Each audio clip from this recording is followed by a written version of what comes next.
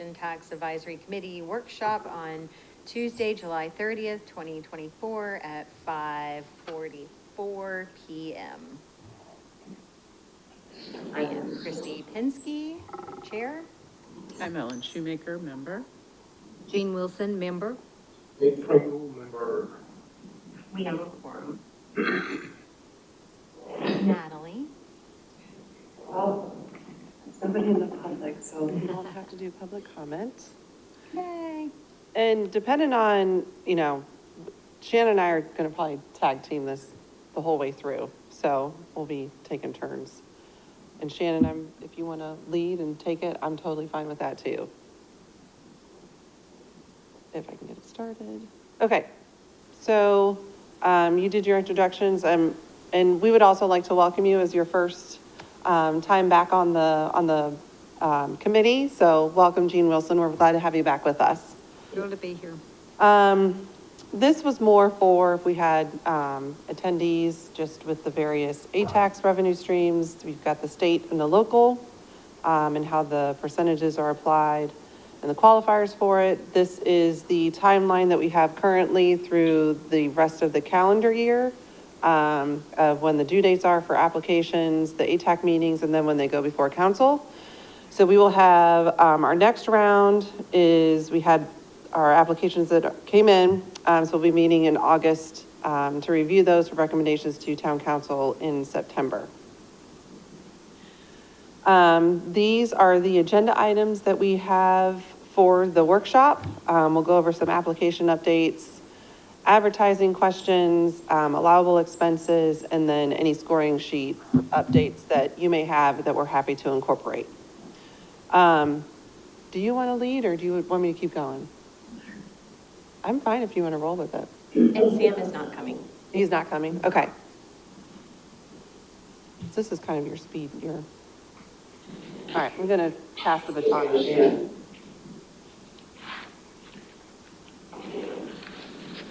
Okay. Excuse me. As you know, we suggest that new applicants come and meet with Natalie or I to discuss the process of the application, requirements, eligible expenses, anything we can really do to help them prepare their application before it's submitted. But what we are considering now is to make those pre-application meetings mandatory before their applications even move further in the process. So they would not even come before you at the next ATAC meeting if they have not had a pre-meeting with us ahead of that application being submitted.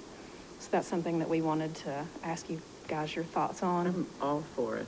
We've had instances where people have come and they've needed to, we needed to table it, and they've had to come back, and if this would alleviate that, it would be so much less time consuming for them when they come before us. It would be, and it would save them from having to wait another quarter, like you just said. They meet with us and get more detail before it's ever submitted. Because generally, once they've submitted the application, even if it's early, we don't, sometimes they modify, they may say, hey, I forgot to attach something, and they'll email it. But once it's submitted, we don't make any changes or allow any changes, so.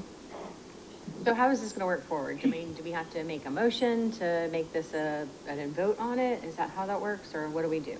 So we just want to get I know that we've met with you guys, just, out in the public to have the discussion.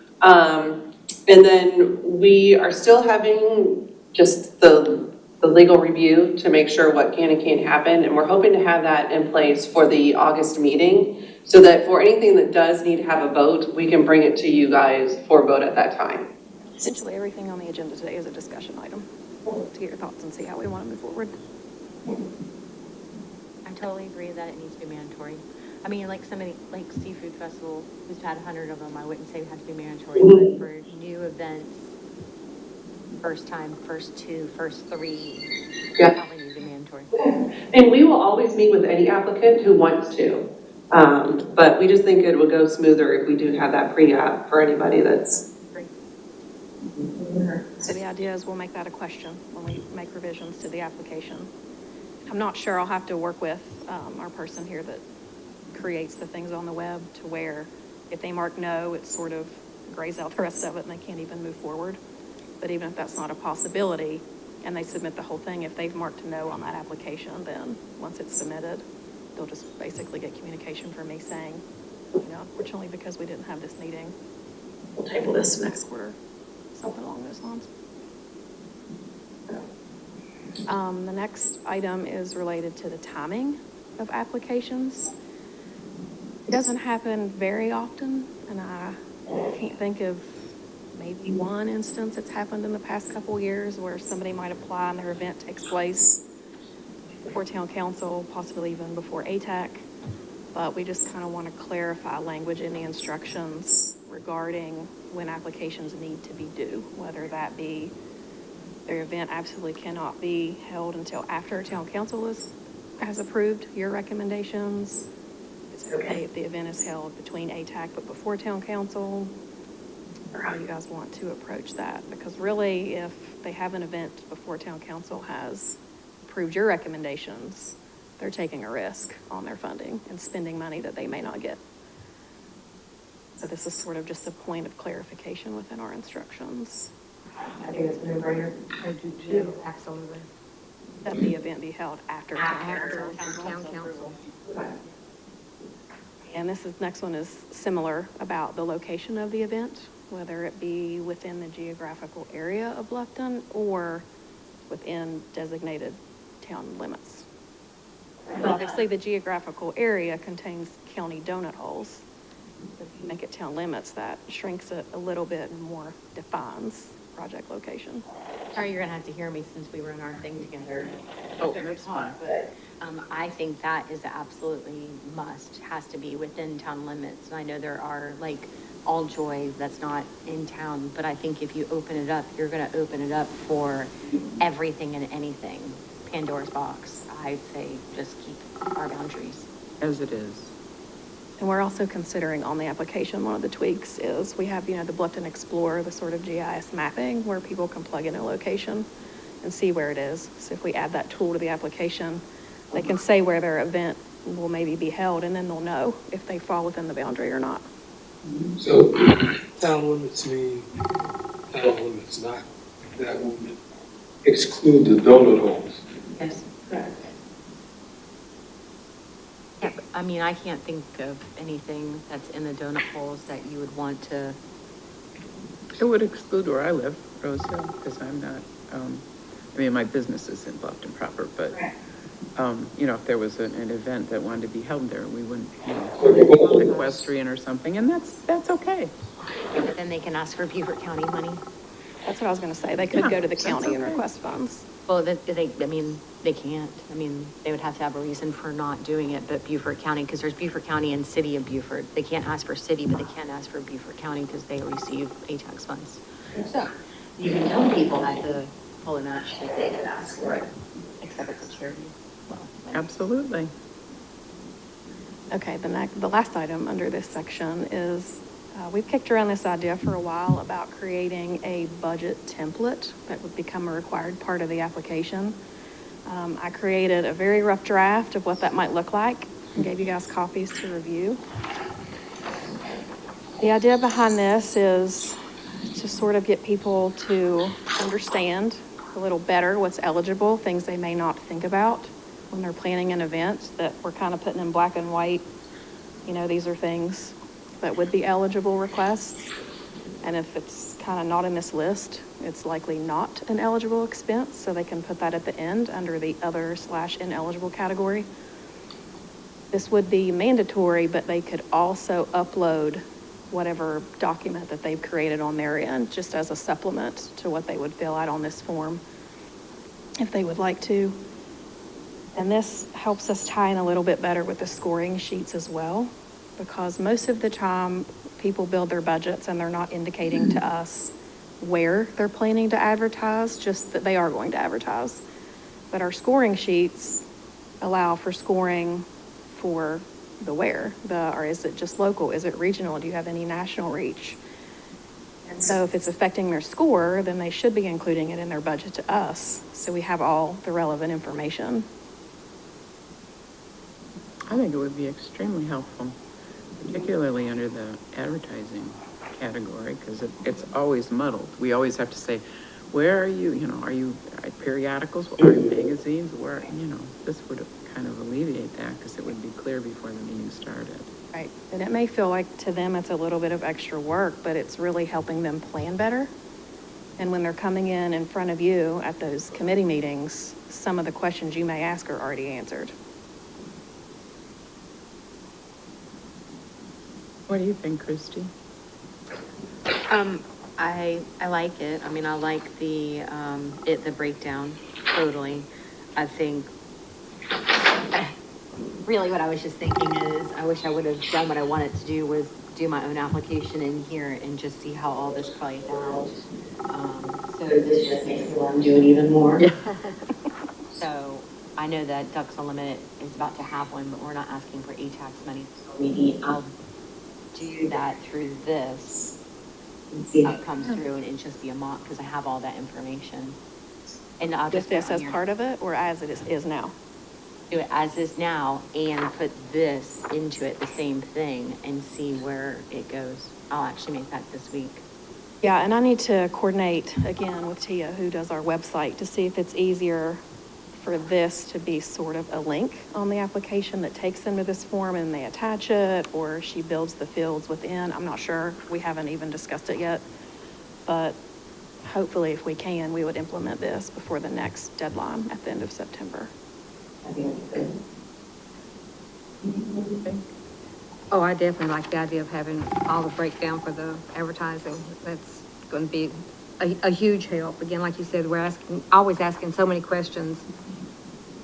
And there's things, as you take this and look at it, I mean, feel free to email and say, hey, I think this is missing, or maybe take this off, or whatever you think. This, like I said, this is a very rough draft of what it would look like, so. What do you think, Nate? Do you like it? Well, I think it's I guess I'm doing half the people doing the application. This breaks it down, makes it simple. And this gives me a tool as well during all those pre-application meetings to say, take a look, this is what we want your budget to look like, and these are the things you have to think about.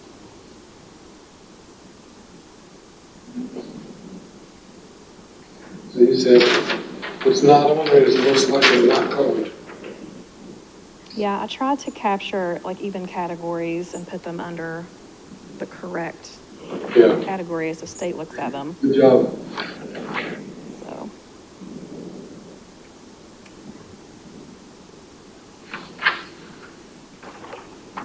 Yeah, I think it's great. Okay. As we've talked about updates to our advertising requirements, we've talked about getting a little bit more involved with the day and age of social media, and more folks are spending money on social media to boost posts and ads and all that thing. So right now, our only requirement is the Heart of the Low Country logo, which sometimes that's tedious and maybe doesn't look so nice on a social media post, because it's either a separate photo or another slide in the carousel on Instagram or something like that, and who knows if people even see it if they have to toggle. So another suggestion is, do we create a hashtag, which people use a lot on their posts? So the debate is, do we require the logo and a hashtag, either or, just the hashtag? No. The items in this orangish color are the three that the town communications department officially use all three of these on social media posts. They don't always use all three every time. They use whichever one they think is appropriate for the post. So our options could be that we sort of adopt all three of these as options and say, use any of the three, use two out of the three, whatever. We pick one of these three and say, okay, this is what ATAX is going to use. Make sure you're using this one solid hashtag every time, or we can create our own. I discussed it with our folks in the communications department, and they're fine with any of those options that you guys go with. If you want to come up with your own, that's fine with them, or use these. I think that when I see hashtags on Facebook, we'll say, they always have lots of them. You know, they'll do every single thing that you can think. So I think all three. Will all three be required, or you just have for all three as options to use any? I would do all three. make it all, that would be my suggestion. Because it's not gonna be much more to do all three than just one, because then like, you're only bringing for ones, but these we're doing, if these are the three that's left in use, then let's do all three. So when you click on it, it goes to, you know what I mean? Yeah, and like I said, according to our communications department, they don't use all three on every single post. They tailor it to whatever they're posting. Yeah, but So- I think that using all three and making it required is specific to ATAX. So you know that's ATAX because it's all three, it's not just one. All the hashtags plus the logo? Yeah, what about the logo? Well, like, when you, and I know that we've discussed this in ours, is that like when you go on Facebook, and if I put on Facebook that Ducks Unlimited is having a oyster roast, there's not really room to put that on there. So instead, where you can't put the logo on there, you put the hashtags on there, and then you boost it. And then that's when I'd be able to get my money back or whatever reimbursed after I was approved, of course. Is if, as long as it has this on it. Personally, I think it's one or the other. I don't think we require the logo and all three hashtags. That's a lot. Right, I agree. I tend to agree too. We've got to get more involved in digital, yeah, I mean, for sure. These aren't significant dollars, but it might be several $100s per organization. I mean, that can add up for them. Yeah, So, it could be Dan right doing something too. I'd say all three. It's not gonna hurt. Yeah. I agree with that, because if it's someone who's used to doing social media and that's what they do for a living, they bang out those hashtags like Oh, yeah. nobody's business. And if they've just got this in front of them and know it has to be part of it, they won't give it a second thought. They won't miss a beat. Nate? I mean, if it's part of the application, it's part of the application, and do what's required. Personally, I like the logo. Right. I like the logo. I like the logo too, but I think that it's more practical to have the hashtags because that's all digital and it gets you to a link and, this is just related to social media, not Yeah. print, newspaper, any of that. The logo's still always going to be required in print advertising. Yeah. oh, I don't think even on Twitter or X now, you can put an ad, can you? I think it's only just words. I think you can, or you can link to articles and things, but Okay. We're talking just social media. The logo definitely has to be on all the printed. oh yeah, print material I think is a whole different story because it's visual. right.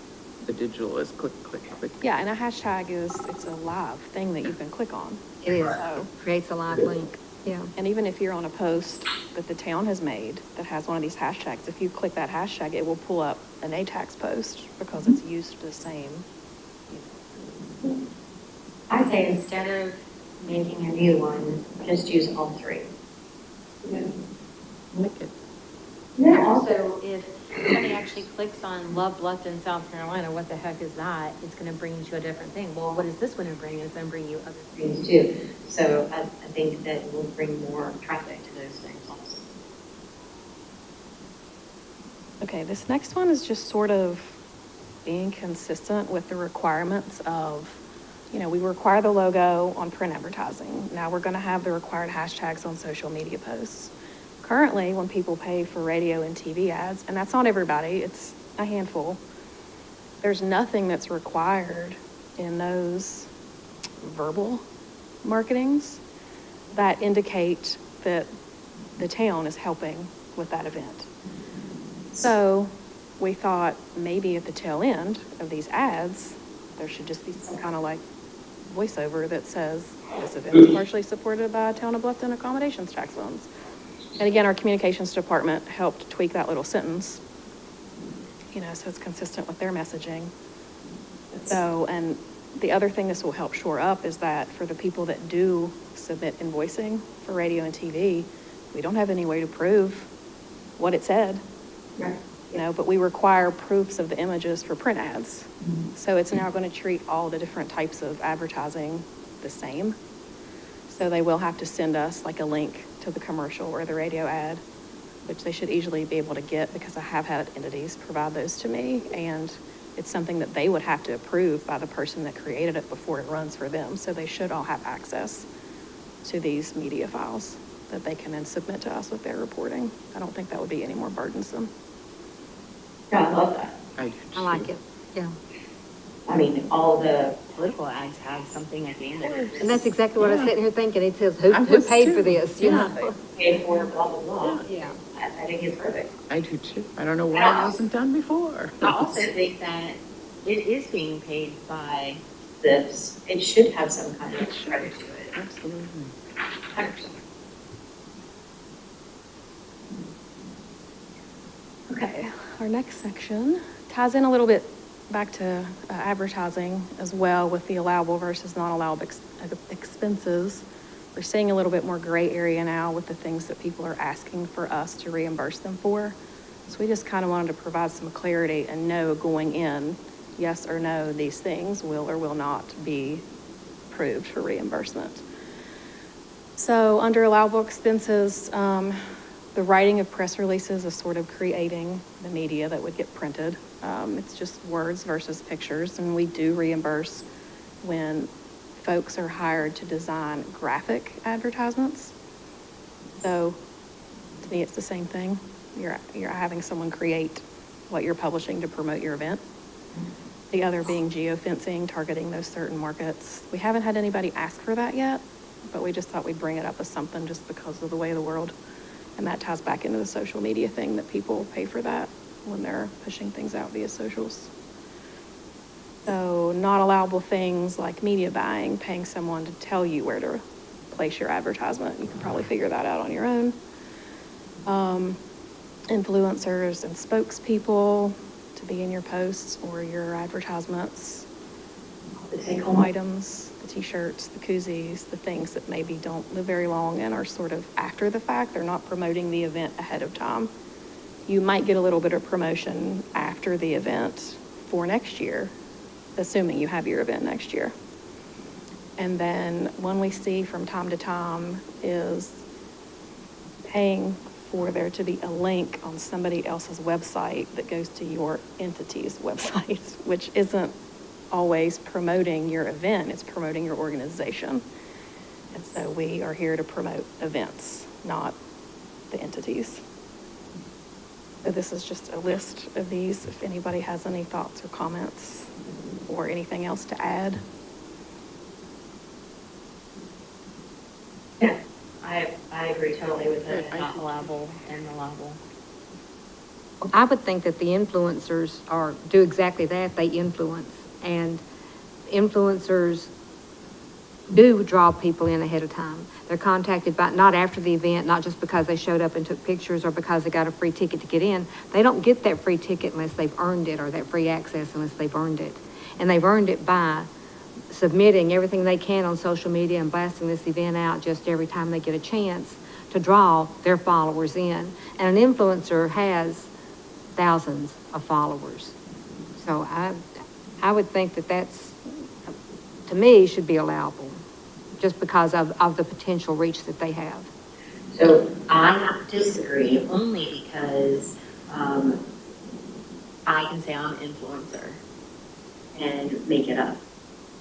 But it's not just based on what you say. It's based on, you watch this person online, right? You see who this person reaches out to. You see how many people click on their, like what they're showing or promoting or whatever. You can see all that. It's there. The data's in front of you.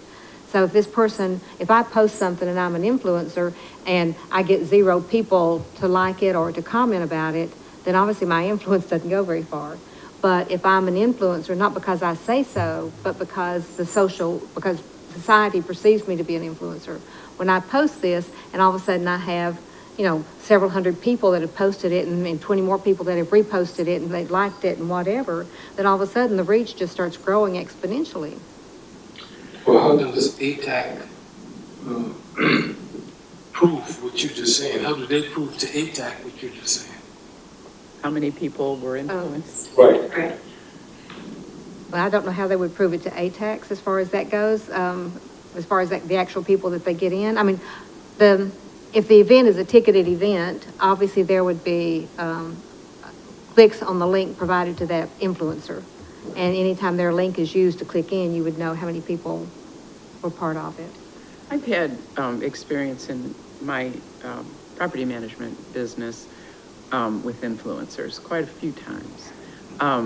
One time, a lady who, they'd stayed with us before, but her name is, or her website is Mother Could, and she's very good. And she and her husband stayed, and I didn't even know she posted. All of a sudden, we started getting all these likes on our whatever, Facebook page or whatever. But we, you know, she just enjoyed our services and, you know, the whole Palmetto Bluff experience. And then I've had other influencers who have contacted me about a discounted rate in conjunction with posting. And it's up to the owner, but yes, then we give them a discounted rate, but it's out of the owner's pocket. And I think for events, it would be, we will give you 20 free tickets that you can enjoy with your family and friends if you know, promote this instead of paying an influencer. I think it's just too, there's so many influencers out there now, and it's just so hard to, they say, oh, I have 20,000 people. Well, you know, I believe you. I mean, I see you have a website and I see you have a link to your Instagram account. You have a lot of people that like you, but how influential are you? And I don't like the paid influencers. It just leaves, it rubs me the wrong way. We've never paid a person. We have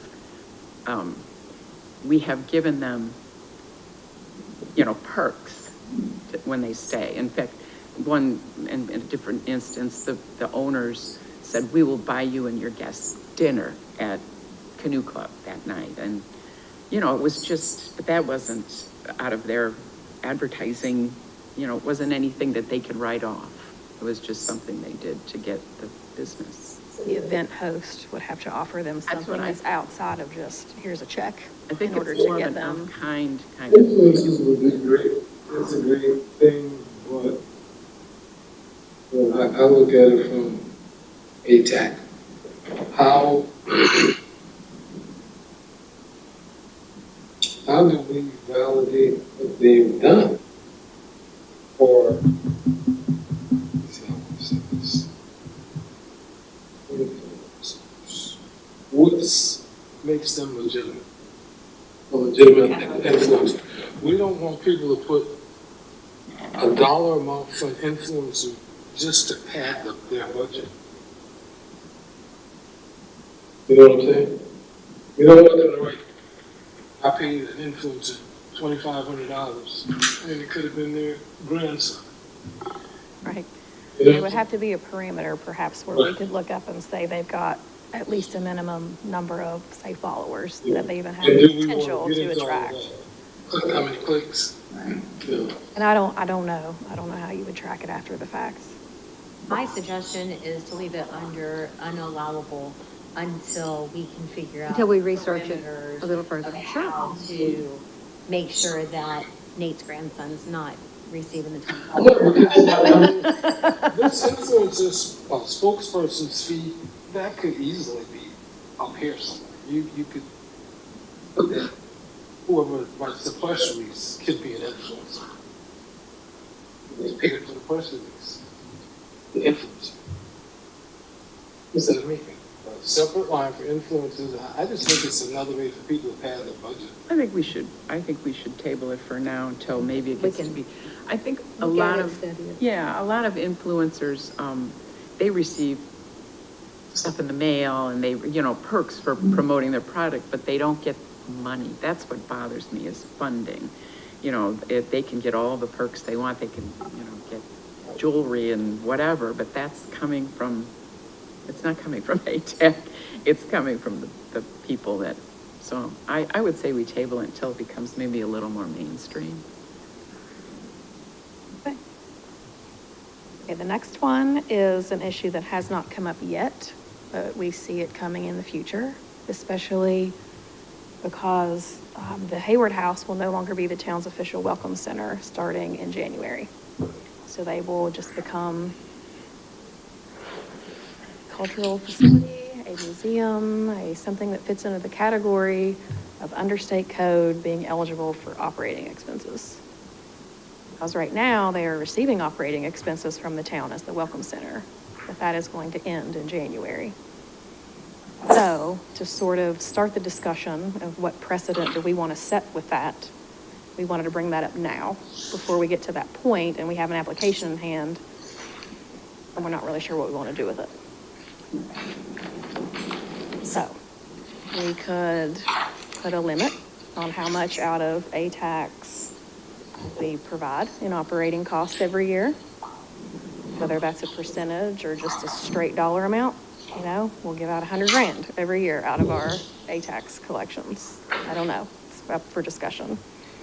And then if there's multiple entities that would be coming to us for that, in order to sort of not be weighted, so to speak, to where one entity comes in June and another one doesn't get here till December and we don't have as much to give, we require that those applications be turned in during a specific quarter. You know, like right now, the DMO comes to us in March and says, here's our budget for next year.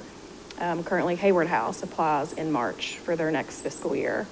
So, you know, we could certainly say if you are an entity that is requesting operating expenses, this is the quarter that you would need to apply in, so that we're considering all of those facilities together and they all have an equal shot at the same piece of pie. I think that's important.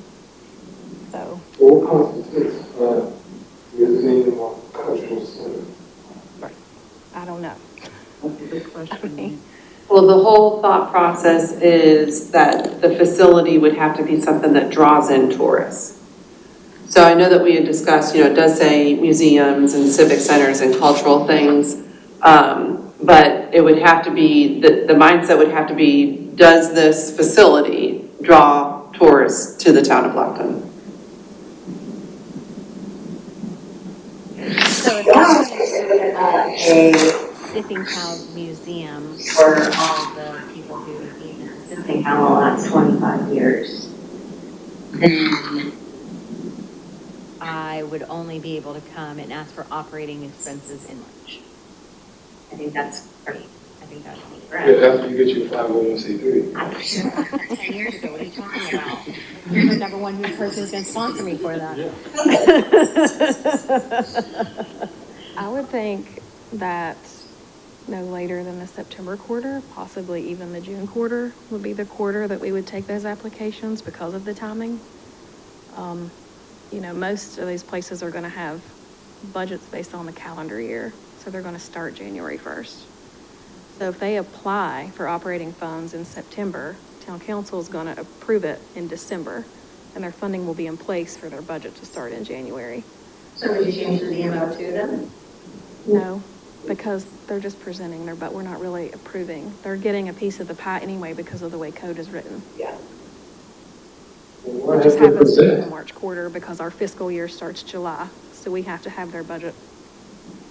Because the March quarter goes to council in June, which gets, you know, them set up for our fiscal year when their funding is coming out of our fiscal year.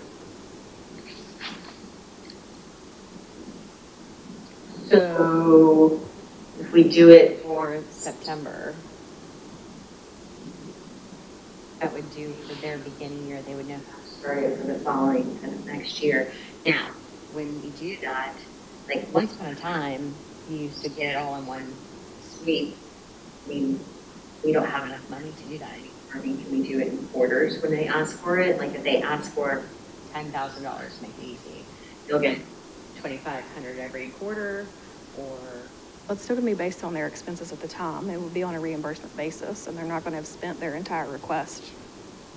Well, I understand. Well, totally understand that, but the point is that just say Hayward House. Hayward House comes in September and says that their operating thing is, because we haven't gotten to the percentage or whatever yet, so I understand that, so we're just taking it off the thing.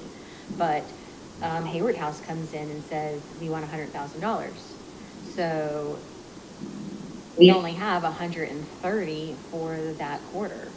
So that only gives a 30,000 for whoever else comes in. So say DU comes in and we need 45, you know what I mean? Like, so, and then Nate comes in and he needs 10, we won't have enough money to do it all.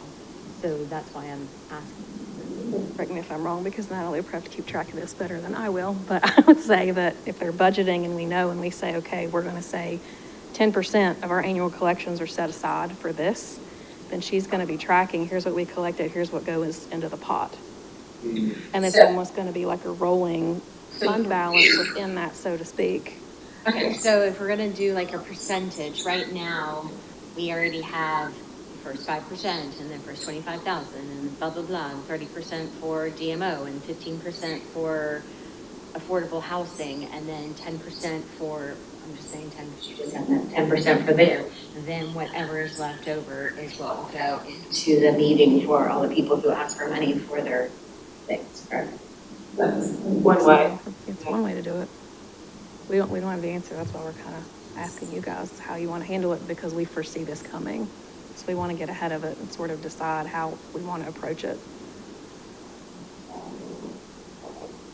It can get to the point where there's no funds for other people. When you start looking at the Hayward House, you start looking at Historic Campbell Chapel. Now, we're talking about, Church's culture. right now, what we've been talking about is what we budget on our end for these things. Right. So then on the applicant side, you could also say, if your operating budget is $100,000, we will only award you 20% of your operating budget. So then that's going to further reduce their ask, much like now it's 100% advertising, but only 50% of everything else. But there can be parameters on both sides of it, what we budget for it and then what they're allowed to request. So the operating expenses would be a separate request. The Hayward House can come and do events Yes. and get tax funding and then come back for operations expense. Well, that's what they're doing now. I mean, they just asked for the Luke Peoples, event, and they've come in for advertising, or not advertising, for their operating. Yeah, well, So it'll be the same thing. So I suggest, I don't know what until we figure out what numbers are, but I suggest to do like a 10% of the whole after everything else. So like after the 30%, the 15%, and the 5,000 and 25,000, whatever that number is, 10% of that can get put aside. And I don't know what that number is, maybe it's not enough, but 10% put aside for operating costs for cultural centers and museums. Then, when it comes to when we get more than one, because we're probably more than likely going to get several, then you're going to have to do a percentage of your operating, because 10% might only run one of them, not all of them. I don't know if we can, but say we start that now, we say we have to collect for a year before we even start approving this as an allowable award, so that we can build it up a little bit first. So if we were to go off of what we've received this fiscal year so far, based on that number, that 10% would be just shy of 160,000 for the year. If you were looking at 10% as an option. So let me ask a different question. So in 2023, how much money did we not give out? You know that? Of what we took in that was not asked for by 501c3. So in 23, that was the quarter where we pretty much awarded everything we had. Yeah. Okay, how about 22? 22, it looks like there was maybe 300,000 left. Okay. And so far in 24, have we given out everything that we have? We have not. And some monies have lapsed back in. Yes, and that's the other thing too. So with some of the events that may not spend all that has been awarded, either, they've sent they have submitted their final report, so they're done. And if they don't spend all or had been reimbursed for everything that's been awarded, then we'll pull that money back into the available funds. Same thing if the 2 years have lapsed or come to fruition and they have not requested any reimbursement, we'll submit that money back into the available. So then what happens to that? So they have 2 years to spend it, it's been in the savings account for 2 years, they didn't spend it, it goes back in. How long do you have to spend that before we lose it? Have to go back. With the state law, we have 2 years within receipt to spend those funds. So we do the same thing with the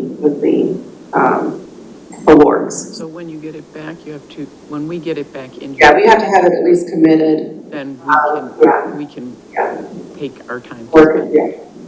Yeah. So, I always give the example when COVID hit, we were fortunate where our state still had people to come and visit, but we didn't have events at the time. So we ended up getting a large balance that we needed to spend or commit in some way. So that's when the town came in and requested it for the Squire Pope Carriage House. Which looks really good, by the way, if anybody hasn't looked at it, amazing. Yeah. Pretty impressed with it, actually. Sorry. No, you're good.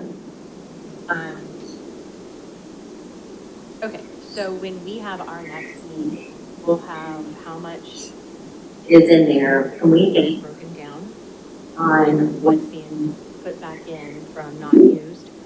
and the 2 years I don't know if that would be the same qualifier or not. to see what the difference is? You're asking for if an organization had an event, it was a one-time event, they submitted their final request and they're done. You want to know what that number is versus anything that's come up with the 2-year mark? Okay. And it doesn't have to say who it is, just, Yeah. this is 2 years, wasn't used, this is final reports, wasn't used, Okay. put back in, and then this is what we have this quarter, and this equals $300,000. Okay, all right. And where are you going with that? Well, I'm interested more in of the money that's coming in, because like what they're saying is that we're having a correction year. So we're going back to correction from pre-COVID, so that we can see what the difference is when we decide if we're gonna do this 10%. If there's a 2-year lag and we're getting $300,000 put back into it, that's not going to be in that. Next year, more than likely, it's monthly. Just to see the difference, so you're not saying, Well, last quarter we had $500,000 in there, but this was actually from, previous years coming in. What does that relate to that? so that when we discuss the 10% for the year, Because that that extra money really isn't. going to be part of that 10%.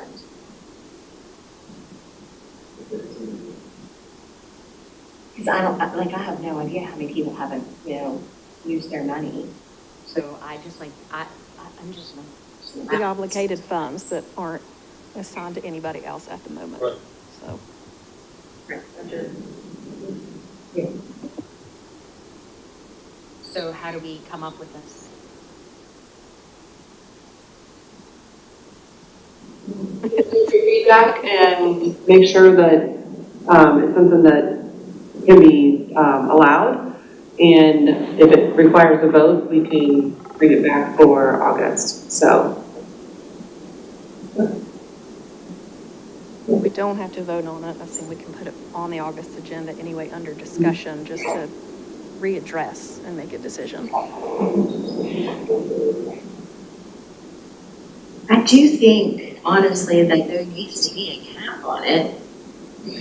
And this is only pertaining to operating expenses. So like not any construction or anything like that. This is just ongoing.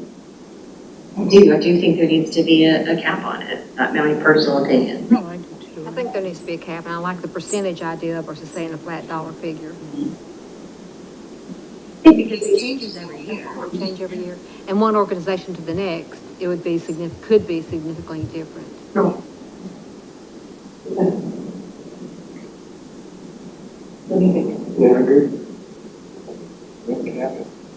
I also think there needs to be a cap on the percentage of our staff, but then a percentage of their advertising.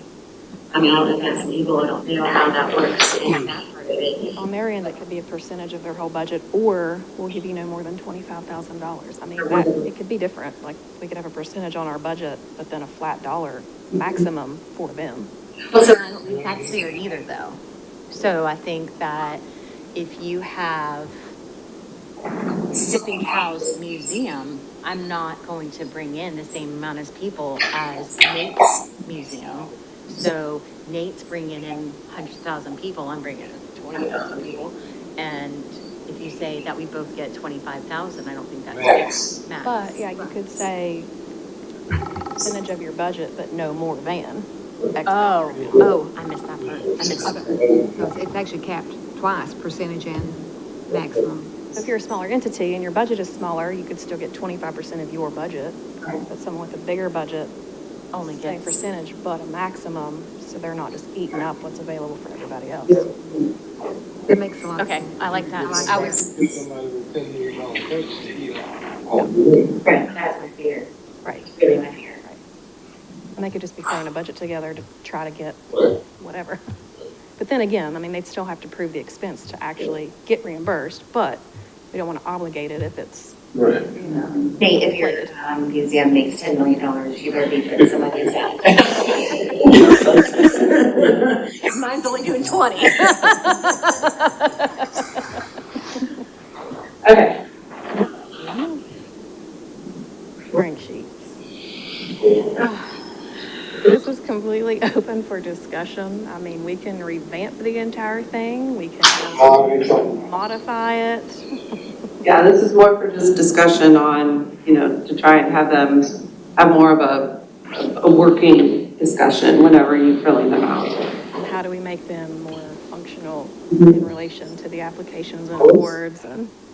We can make it as functional as we want to, the council still has the last word.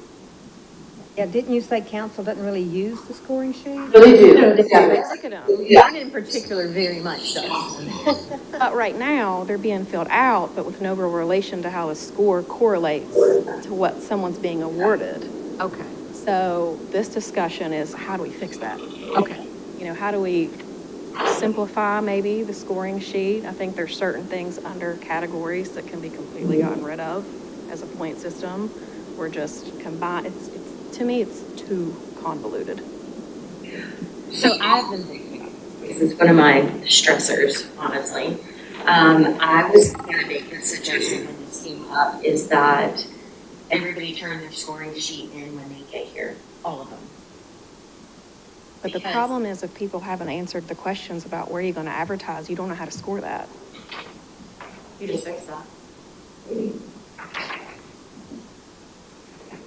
But I do think giving, having that discussion with the applicant here and having that give and take gives you a better sense of what their project or their event is going to end up, being, what they're planning.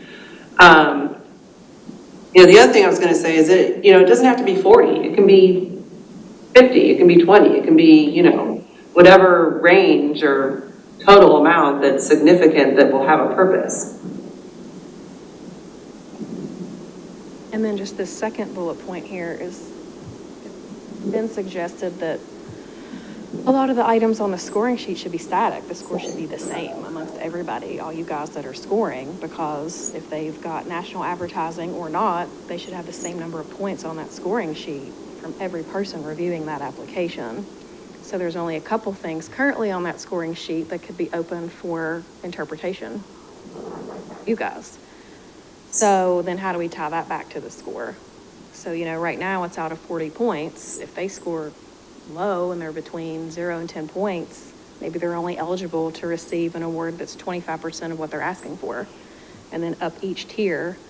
And if they score between 31 to 40, you can award them 100% of their ask or 80% of their ask, whatever you decide.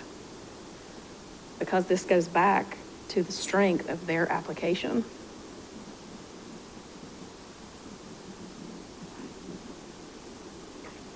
Okay, so we say we do this.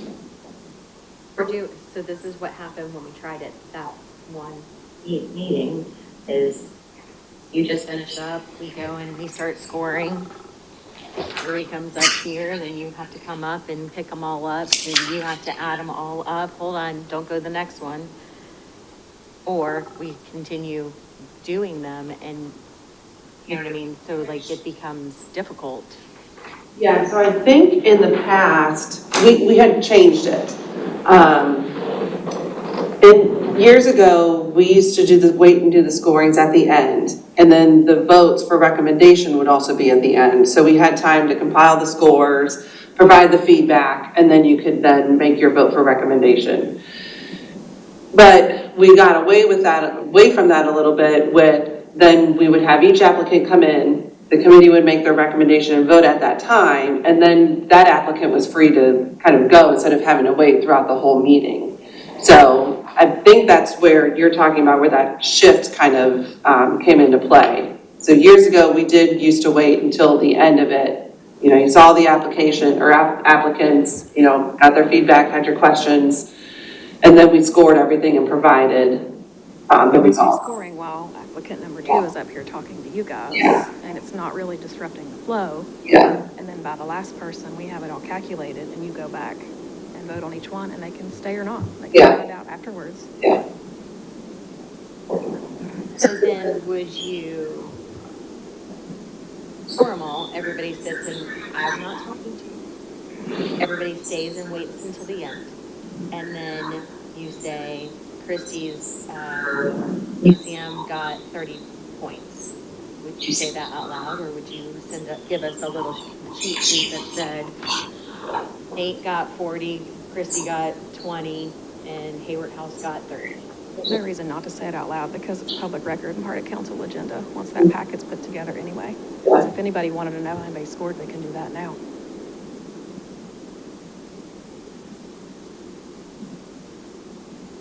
It's just an average, like we'd be saying their average score is. Yeah, it's the average score amongst the committee.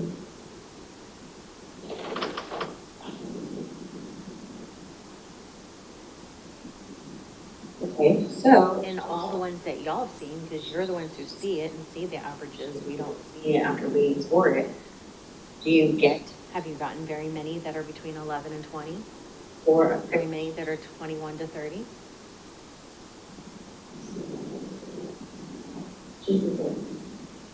I do, but I think usually if they're that low, they don't really move too far in the process anyway. They get told to be I tabled. know, I thought that. I think that should be 0. actually, So last quarter, we had one with 28, two with 29, one with 32, and one with 33.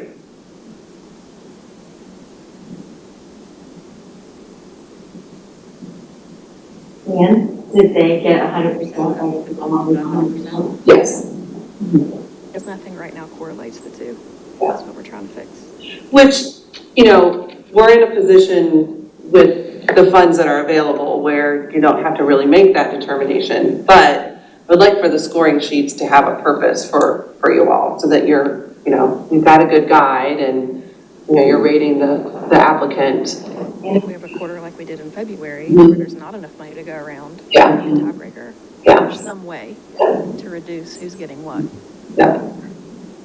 Okay, So could we use this when we don't have enough, when we have more than what we have to give out?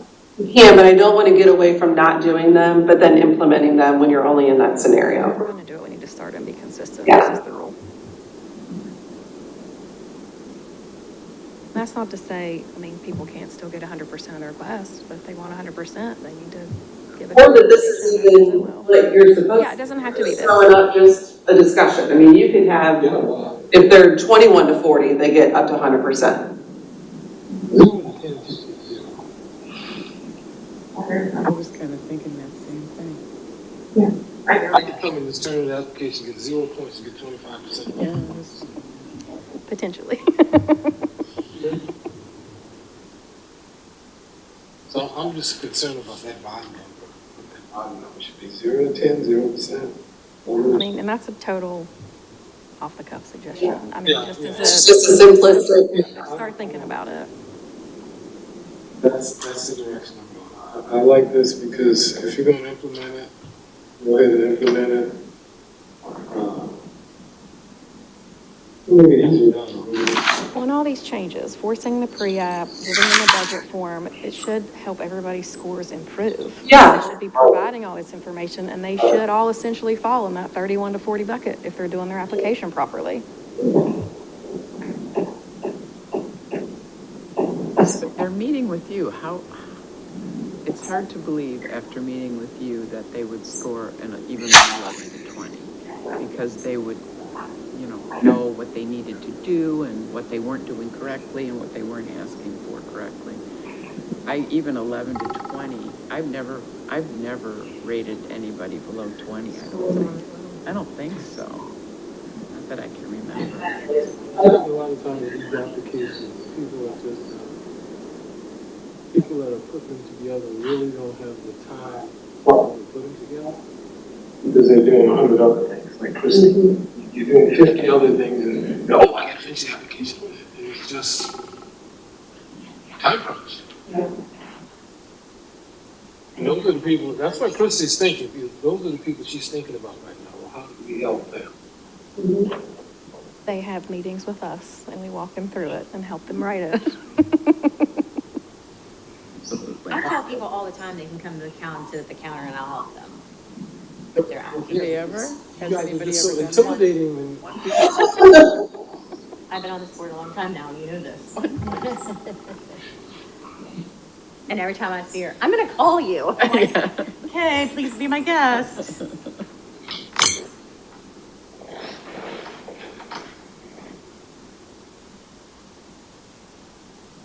So this is another thing that we can just put on the discussion section of the August meeting to give you time to think about what you might want to do between now and then. But we need to kind of, I think, mark up the existing scoring sheet and see what edits and changes we want to make to it. Email that to me and I can make a mock-up and We have definitely several versions to look at and look around. I mean, about the history of, for new events. If it's a new event, maybe they should get points just for that instead of how many people attended last year when they didn't have it last year. Something like that would be nice. Either or. Yeah. yeah, and we kind of have to modify them as it is because if it's a tourist facility, all the Bluffton events and all that isn't applicable to their score. So we tailor it a little bit based on the application anyway.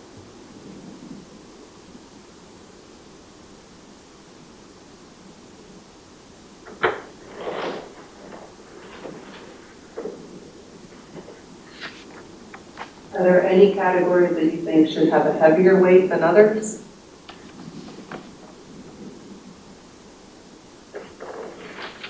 Well, advertising, of course, because that's gonna be your majority of your. Yeah. Anyway. Yeah, and that's 15 Like out your of 40. question, is it in the town of Bluffton needs to come off there? That's no longer. It's not on, I mean, I'm just doing this off memory, I don't have one in front of me, so. Um, Needs to come off. And I do like the extra credit for having the gumption of starting a brand new festival. The question is, if in the town of Bluffton, There's one that says. Right is now, it you get the town 5 of points Bluffton, you if get it's a 5 Bluffton points. event. But if we make them mandatory, They'll all yeah, be in the town. Yeah. Yeah. sort of a given, so.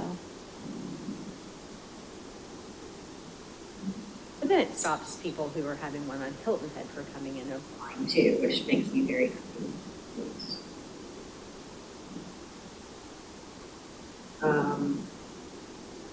All right, I will find one of my things and write on it.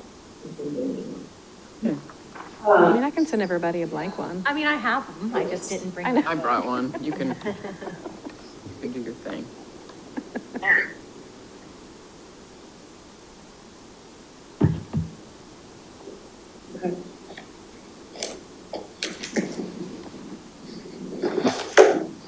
Is there anything else on your agenda, Shannon?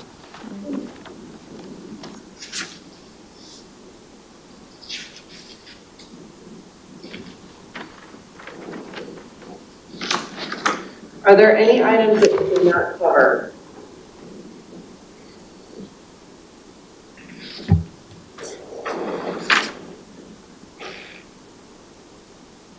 No, I think we're good. There's a lot.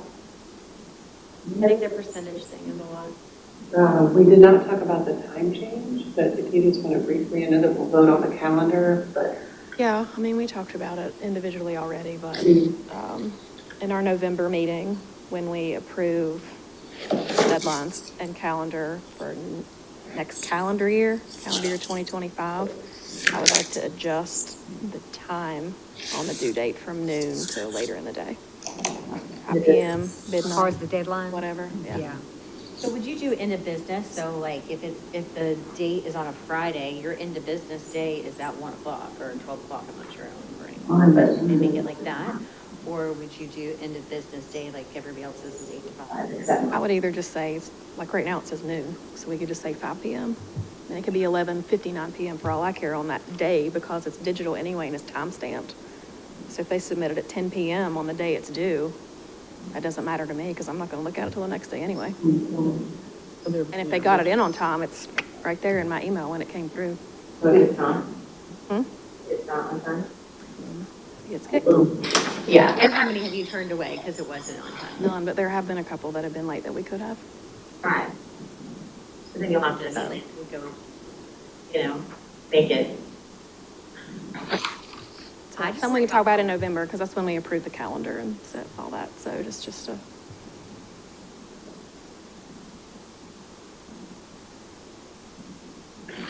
Because again, with the rushing, it could be like, oh shoot, today's the due date. Well, at least I have till midnight or whatever when they get off work that evening, you know? Right, it's digital, so it's not like they're bringing it in. Right, they're not bringing 15 hard copies in anymore. Yeah. Thankfully. What about self-sufficiency? So we have self-sufficiency on here, and we have events that have been going on for 20 years that they're making money. I mean, I know that they give a lot of money away too, but are they self-sufficient? Do they come and ask for big money every single year? Is there a point when we wean them off? Well, isn't that one looking more at their budget? 100% budget. Yeah. From request. Well, it's just going back to, and I don't want to turn Seafood Festival away or Mayfest or any of them, I'm not saying that, but like their budgets get bigger every single year and they ask for more money. Money and more money. Shouldn't, I don't know. I guess because they're signature town events. Okay, so Chrissy's museum is gonna start having. That's I can't wait for that to open. You get bigger and bigger, the tax pocket bigger. You can add a hotel to it. How much I rate them every month, it's ridiculous. I get paid more myself. Just kidding. They said mine is Facebook too. No. I share.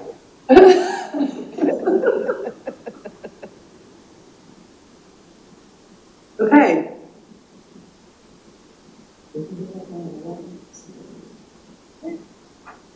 we have anything else? Does anybody else have anything to add? Oh, I'm You sorry. can have it. You want it? Fill it all out and send it to Shannon. Yeah, that's gonna be my Ducks Unlimited Chrissy's, museum funhouse.